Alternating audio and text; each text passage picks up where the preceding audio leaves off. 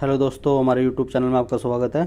हमारी वीडियो अच्छी लगे तो लाइक और सब्सक्राइब चैनल को हमारे ज़रूर कर देना। तो हम आज लाए हैं, कभी भी आपकी स्प्लेंडर बाइक में हीरो की जैसे डिलक्स हो, स्प्लेंडर हुई, जिनके अंदर कोई भी इंजन के अंदर साउंड बनता है तो आपको तुरंत ही वो चीज़ चेक करवानी है कि साउंड है किस चीज़ का, ताकि आपका ज़्यादा कोई नुकसान ना हो पाए। तो हमने आज ये गाड़ी ओपन की थी तो उसमें थोड़ा साउंड ऐसे आ रहा था जैसे कोई घिस घिस के कोई चीज़ चल रही हो, टच होके। तो हमने रात के टाइम चेक किया था तो उस टाइम में कुछ मिला नहीं, हमने ज़्यादा कुछ खोला नहीं।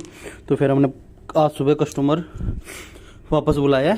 तो इसमें हमने प्रॉब्लम देखी, ये क्या था, हमारी पंप की जो गरारी होती है, जो हमारे पंप को ऑयल देती है इंजन में पूरा, तो ये क्या था, ये इसका गोंद बिल्कुल जो उतर गया था।